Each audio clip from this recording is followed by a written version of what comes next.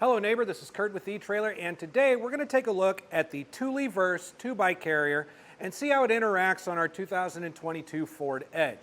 Now, if you've gone ahead and decided to purchase the Thule Verse and you've used it a few times, please share your experiences with it in the comments below. We would love to share your story with our other neighbors so they can make the best decision for themselves.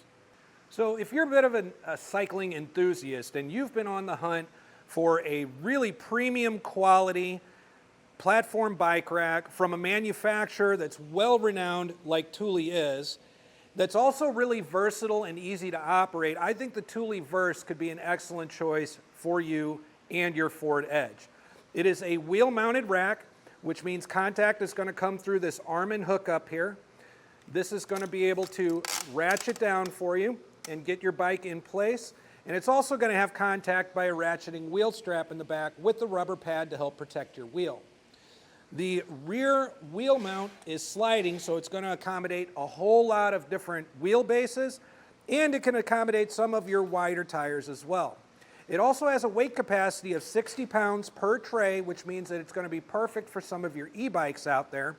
And there's a couple of extra neat little features, such as a ratcheting hitch lock and an included cable lock that is going to be key-to-like and can be key-to-like to all of your other Thule accessories. So now that we've briefly gone over some of the features, let's talk a bit about how exactly this fits with our Ford Edge. And as you can see, this hitch carrier keeps your bikes well away from the back of the vehicle. There's plenty of room back here. In fact, even if you're on like a really rough and bumpy road, we're in absolutely no danger of the bike hitting the back of your Ford Edge.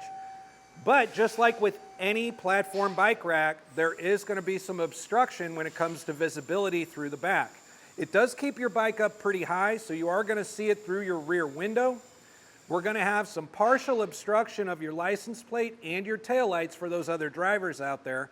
But for you, you're also going to have some obstruction coming out of your rear view camera. So it's very important to understand just how much of a footprint your bike rack is leaving behind your bumper. And in the case of the Thule Verse, we've got 37 inches off of the bumper back here. So that's a little over 3 feet that you need to account for whenever you're backing into a tighter space or trying to parallel park.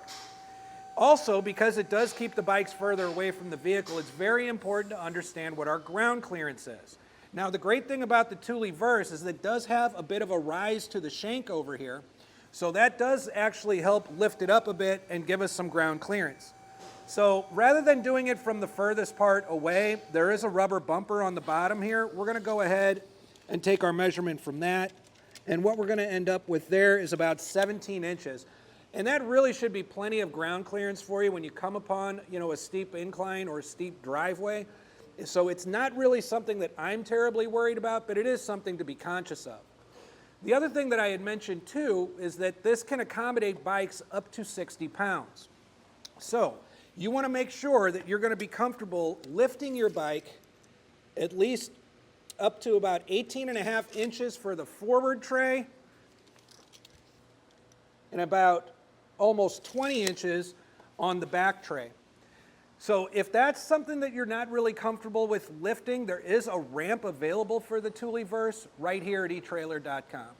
So one of the most common questions that we get when it comes to a hitch bike rack is, will you have access to your lift gate? Well, in the case of the Thule Verse and the Ford Edge, yes, you will. We're going to go ahead and use this handle right here and squeeze it together and get this button pressed in. Once we do that, we're able to lower the bike away and it'll tilt away. This actually has a really good clearance back here. More than enough room to get our lift gate open. Now we can access our cargo area. We can get out any extra equipment we need, helmet, shoes, snacks, more water, whatever it is we might need out on the trail. Or it might be that after you're out riding, you decide to hit the store on the way home. And now you can load up the back with groceries or whatever it else is that you need to get without having to remove the bikes. And in order to get it back up into its riding position, all we need to do is lift against it. Once we hear that click, we're back upright and we can hit the road. Now, operation of the Verse as far as removing and loading up your bike is very, very simple. You're going to start always with the wheel back here when removing the bike. Whatever the first and last point of the first point of contact when loading the bike should always be putting the arm down to keep it upright. We're going to leave that for last when we're unloading the bike.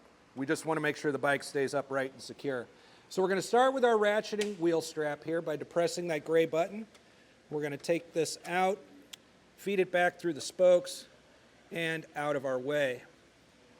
Next we'll come over here to our arm and hook, and all we're going to do is depress in this lever right here, lift up, clear the wheel, and now we're able to remove our bike and either store it or hit the trail.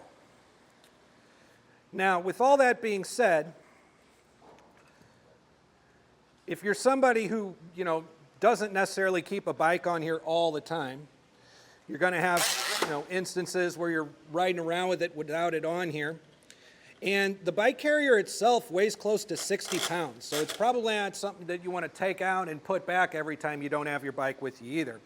Luckily, there is a stowaway feature to the rack. We're going to use that same handle we used for the tilt-away. We're just going to get lift up instead of letting it fall down.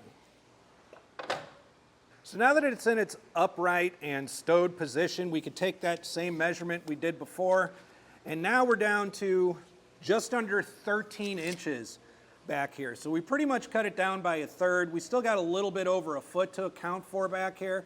And that's important to understand too, because while we're going to get visibility back out of our rear window, other drivers will be able to see our taillights. Our license plate and our rear view camera are really going to be pretty much completely blocked.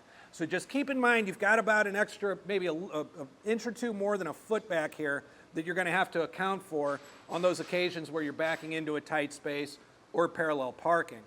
But I think this is a really good looking, really functional quality bike rack that you and your family can enjoy along with your 2022 Ford Edge. I'm Curt with eTrailer. Thanks for stopping by.